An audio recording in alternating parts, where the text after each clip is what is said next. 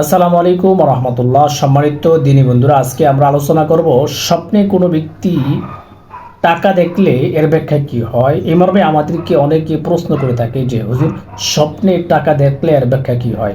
ইনশাল্লাহ আমরা স্বপ্নে টাকা দেখলে কি হয় এই মর্মে আমরা কয়েকটি ব্যাখ্যার কথা আপনাদেরকে বলবো, যে ব্যাখ্যাগুলো আমরা সংগ্রহ করেছি তাবির রুইয়া ও খাব নামক দুইটি গ্রন্থে উল্লেখযোগ্য এবং প্রসিদ্ধ, যাতে অবশ্যই গ্রহণযোগ্য স্বপ্নের ব্যাখ্যায় দেওয়া হয়।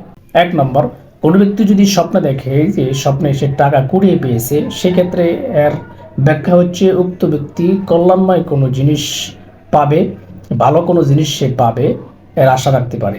2 নম্বর, কোনো ব্যক্তি যদি স্বপ্নে দেখে স্বপ্নে টাকা গণনা করতেছে, সেক্ষেত্রে স্বপ্নের ব্যাখ্যাবিদগণ ব্যাখ্যা করে উক্ত ব্যক্তির জন্য ভালো কিছু রয়েছে, সে কোনো ব্যক্তি থেকে উপহার পাবে এবং সে লাভজনক কিছু করবে।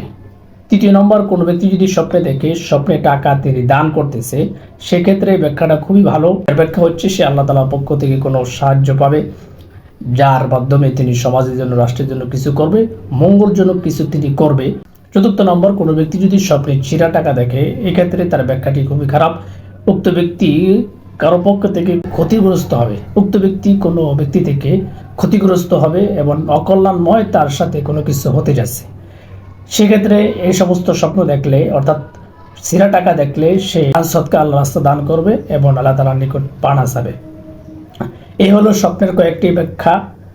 আমাদের সাথে যদি এই সমস্ত জিনিসগুলো ঘটে থাকে, অবশ্যই আমরা জানি আমাদের সাথে কোন জিনিসটি ঘটেছে বা কোন জিনিসটি আমরা স্বপ্নে দেখেছি। এখান থেকে আমরা নিজের ব্যাখ্যা আমরা বুঝে নেব ইনশাআল্লাহ।